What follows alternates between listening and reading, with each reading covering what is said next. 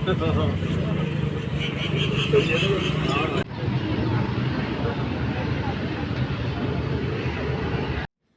सारी चीज़ों का ध्यान रखना पड़ता है माइग्रेशन सर्टिफिकेट अपना लेने के लिए। सो हाय, आई एम मनीषा। तो आज की वीडियो में मैं बताऊंगी कि जब मैंने माइग्रेशन सर्टिफिकेट लिया अपना, एक्चुअली मैं जा रही हूँ Punjabi university Patiala. Last video में आपने मेरी वीडियोस में देखा होगा कि मैं कहाँ जा रही हूँ।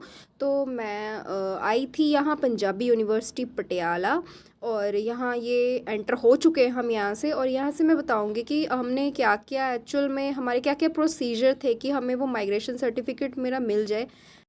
तो इस वीडियो में मैं बताऊंगी कि मतलब मेरे साथ क्या क्या प्रॉब्लम्स आई। एक्चुअल में मेरे साथ कोई प्रॉब्लम नहीं आई। अगर आप भी लोगे तो किस किस प्रोसेस के थ्रू आप अपना माइग्रेशन ले सकते हो, अगर आप इसी पंजाबी यूनिवर्सिटी पटियाला से अपनी ग्रेजुएशन या पोस्ट ग्रेजुएशन परस्यू कर रहे हो। एक्चुअल में माइग्रेशन के वैसे नाम से ही पता चल रहा है कि माइग्रेशन सर्टिफिकेट हम तब यूज़ करते हैं जब हमें ग्रेजुएशन हमने अपनी किसी और यूनिवर्सिटी से की होती है, और मान लो हमें पोस्ट ग्रेजुएशन उस यूनिवर्सिटी से नहीं करना जिससे हम पहले कर रहे हैं, और हमें दूसरी यूनिवर्सिटी से अपनी पोस्ट ग्रेजुएशन करनी है। तो उस केस में यूनिवर्सिटीज़ माइग्रेशन डेफिनेटली ही मांगती है। तो यहाँ पे पंजाबी यूनिवर्सिटी पटियाला से मैंने अपना पोस्ट ग्रेजुएशन कंप्लीट किया था। तो मुझे अपनी फर्दर स्टडीज़ के लिए तो मुझे किसी दूसरी यूनिवर्सिटी में मुझे अपना एडमिशन करवाना था। तो इसलिए मैंने इस यहाँ से फ़र्स्ट ऑफ़ ऑल अपना माइग्रेशन सर्टिफिकेट लिया। और यहाँ पे माइग्रेशन सर्टिफिकेट यहाँ पे पहले मुझे पता नहीं चल रहा था, क्योंकि यहाँ पे मैं आई ही फ़र्स्ट टाइम थी पंजाबी यूनिवर्सिटी। और यहाँ पे आप देख रहे हो कि इसका ये गार्डन एरिया है, और यहाँ से हम आगे जाते हैं। पहले तो कुछ पता नहीं चल रहा था। ये मेन ब्रांच है और यहाँ पे नहीं मिलता। आगे हमने किसी से पूछा था कि एक्चुअल में कहाँ पे जाना है, तो उन्होंने हमें गाइड किया कि आप इस साइड से यहाँ चले जाओ, आप अंदर डिपार्टमेंट में चले जाओगे, डॉक्यूमेंट डिपार्टमेंट में एक्चुअली, जहाँ पे आपको आपका माइग्रेशन सर्टिफिकेट रिलेटेड या कुछ भी डॉक्यूमेंट से रिलेटेड आपके जो भी कंसर्न एंड क्वेरीज़ हैं आपको वहाँ पे सॉल्व हो जाएंगी। तो हमने वैसे ही किया। इन केस आप कभी फ्यूचर में अगर अपने डॉक्यूमेंट से रिलेटेड कुछ भी कंसर्न और क्वेरीज़ करना चाहते हो, तो सबसे मेन जो मैंने वहाँ पे बच्चों की प्रॉब्लम्स देखी, क्योंकि एक्चुअल में वहाँ पे बच्चे मतलब अपना काम करवाने के लिए बहुत ही ज़्यादा टेंस थे, क्योंकि मैंने उनका प्रॉब्लम ये देखा कि एक्चुअल में उनके जो डॉक्यूमेंट्स हैं उनमें उनके नाम, उनके फादर नेम या समहाउ कुछ ना कुछ स्पेलिंग बहुत ही ज़्यादा मिस्टेक्स थी। तो इन चीज़ों को आपको हमेशा ध्यान रखना है कि जब भी आप कोई फॉर्म फिल करते हो अपने कॉलेज में, तो उससे रिलेटेड आप अपना नाम, फादर नेम, डॉक्यूमेंट्स में जितने भी स्पेलिंग एरर्स हैं वो कम से कम, एक्चुअली कम से कम नहीं कि करना ही नहीं है। क्योंकि इसमें प्रॉब्लम ये आती है कि जब बाद में हमें यूनिवर्सिटी से वैसे ही हमें डॉक्यूमेंट्स, हमारे फाइनल सर्टिफिकेट्स जब हमें मिल जाते हैं, और उसके अंदर अगर इन केस समहाउ अगर कभी भी उसके अंदर स्पेलिंग मिस्टेक्स आ जाए, या तो उसके लिए बहुत ही ज़्यादा आपको प्रॉब्लम फेस करनी पड़ सकती है। तो इससे ज़्यादा हमें ध्यान रखना है कि इसीलिए हमें सबसे ज़्यादा कि हमें जो स्पेलिंग्स हैं वो हम फॉर्म भरते टाइम ही उस चीज़ के लिए अवेयर रहें, क्योंकि बाद में सीरियसली बहुत ही ज़्यादा प्रॉब्लम आती है इस चीज़ को चेंज करवाने में। और ऑब्वियस ही बात है, इसके लिए आपको एक्स्ट्रा मनी भी पे करना पड़ता है। फिर हम यहाँ से अंदर जाते हैं, और यहाँ अंदर जाने के बाद पता चलता है कि ये वाला ब्लॉक नहीं था हमारा। और हम यहाँ से फिर हम दूसरी तरफ जाते हैं, जहाँ पे उन्होंने हमें गाइड किया था कि आप इस तरफ से जाके इस साइड से आप अपने ब्लॉक में पहुंच सकते हो। और एक्चुअल में ये थोड़ा लंबा प्रोसेस ही था, क्योंकि मैं सुबह ही गई थी 10 बजे के अराउंड, और मेरा काम लगभग 3 साढ़े 3 के आसपास ही कवर हुआ था, ये कंप्लीट हुआ था। यहाँ से हम अंदर जाते हैं, और एक्चुअल में ये ब्लॉक है, ये अलग अलग कॉलेज के अकॉर्डिंग यहाँ पे लिस्ट लगी हुई होती है, और उसके अकॉर्डिंग वहाँ पे हमारे डॉक्यूमेंट्स सेव करके रखे होते हैं। लगभग बस यहाँ से हम पहुँच ही गए हैं अपने ब्लॉक में। यहाँ पे यही मेन डिपार्टमेंट है। अगर आप कभी भी पंजाबी यूनिवर्सिटी पटियाला आओ तो आप इस तरीके से पता लगा सकते हो कि यहाँ पे ही मेन ब्लॉक है, जहाँ पे हमारे डॉक्यूमेंट से रिलेटेड जितने भी काम होते हैं, तो हम यहाँ पे आके अपने कंसर्न और क्वेरीज़ को क्लियर कर सकते हैं। जैसे आप देख भी रहे हो कि यहाँ पे ऊपर लिखा भी हुआ है प्रीख्या शाखा ब्लॉक 2। तो यहीं से हमें मिलेंगे हमारे डॉक्यूमेंट्स। तो हम जाते हैं अंदर की तरफ। यहाँ पे बाहर में लिस्ट लगी हुई होती है कि आपका कौन सा कॉलेज है और उससे रिलेटेड आपके डॉक्यूमेंट्स कौन सी सीट पे कौन से टीचर देंगे आपको।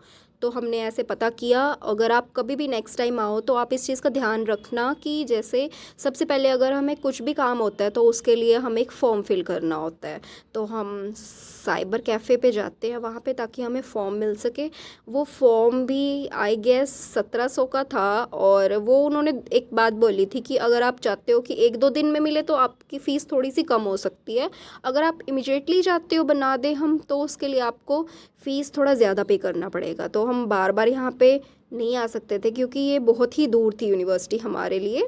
तो इसलिए हमने सोचा कि जो भी उस टाइम के लिए ठीक है कि हमें ये डॉक्यूमेंट्स इमिडिएटली मिल जाए, तो हमने यही सोचा। फिर हम यहाँ जाते हैं फॉर्म लेके और इस फॉर्म का सारा फॉर्मेट पंजाबी में था। तो जैसे कि नाम से ही पता चल रहा है आपको कि ये पंजाबी यूनिवर्सिटी पटियाला है, तो जो इसके भी फॉर्म्स हैं और जितने भी इनके डॉक्यूमेंट्स होते हैं वो पंजाबी में ही होते हैं और वैसे ही इनको फ़िल करने होते हैं।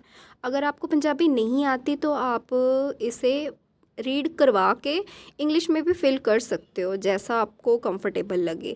तो इसमें 2-3 चीज़ें मेन थी कि आपका पासिंग ईयर क्या है, आपका नेम, फादर नेम और 2-4 चीज़ें रिलेटेड थी कि आप किस कॉलेज से हो और आपने कौन सा क्वालिफ़िकेशन है आपका, इससे रिलेटेड था ये। और मुझे यहाँ बहुत तेज़ भूख लग जाती है। एक्चुअल में उन्होंने बोला था कि आप थोड़ी देर के लिए वेट करो, तो हमने सोचा कि कुछ खा ही लेते हैं इससे अच्छा।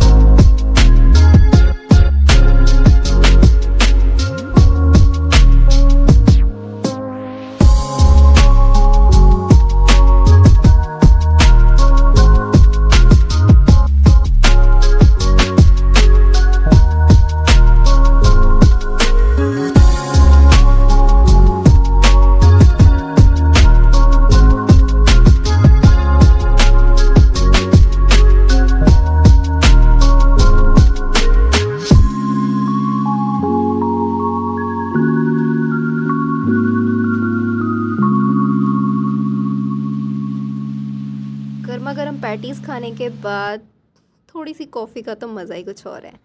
तो यहाँ पे हमने कॉफ़ी भी पी थी और अपने भाई के साथ एंजॉय किया कॉफ़ी को।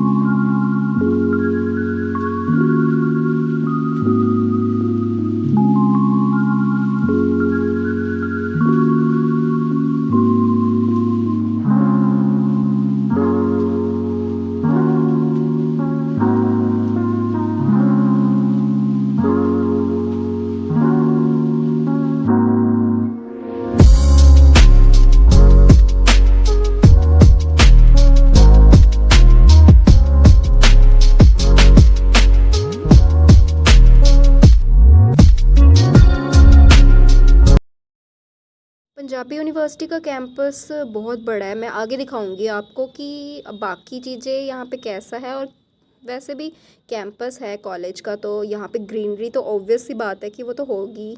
यहाँ पे इन्होंने सर ने मुझे बोला कि आप को वेट करना पड़ेगा यहाँ पे, क्योंकि आपका काम थोड़ा प्रोसेसिंग में चल रहा है। तो ऐसे इन्होंने धीरे धीरे कर करके ना काफ़ी लेट कर दिया था, तो मुझे यहाँ 3 तो यहीं बज चुके थे। तो यहाँ पे मुझे ये था कि अब मैं इतनी दूर से आई हूँ तो मेरा ये काम कवर हो ही जाए तो अच्छा है। यहाँ पे फिर उसके बाद हम बार बार चक्कर भी लगा रहे थे कि ये काम हमारा हो जाए, बट वो कह रहे थे कि आपको वेट करना पड़ेगा इस चीज़ के लिए, आपका काम हो जाएगा।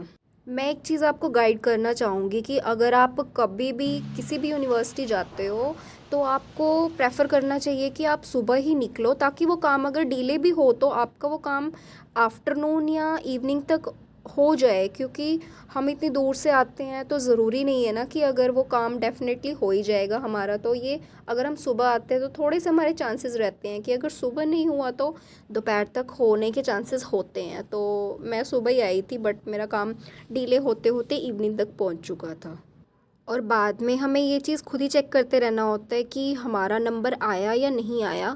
बट बाद में मेरे साथ ऐसा हुआ था कि जिस मैम ने मुझे वो डॉक्यूमेंट्स देना था, क्योंकि ये चेयर वाइज यहाँ पे प्रिसाइज़ है कि इस कॉलेज के लिए यहीं पर वो डेडिकेटेड टीचर बैठती है, और उसके अकॉर्डिंग आपके डॉक्यूमेंट्स को चेक करके और आपने जो भी कंसर्न है आपको जो भी चीज़ चाहिए तो उससे रिलेटेड फिर वो चीज़ आपको दे देंगे। जैसे मेरे केस में था कि मुझे माइग्रेशन सर्टिफिकेट चाहिए था, तो मुझे माइग्रेशन सर्टिफिकेट उन्होंने मेरे डॉक्यूमेंट्स को चेक करके दे दिया। डॉक्यूमेंट्स को कंप्लीट चेक करने के बाद ही आपको आपकी चीज़ मिलती है। मैम ने कम से कम 2 बार साइन मैच किए वहाँ पे मेरे, और उसके बाद वो आपके डॉक्यूमेंट्स को वेरीफाई करते हैं, आधार कार्ड से भी करते हैं और आधार कार्ड नंबर वगैरह चेक करते हैं।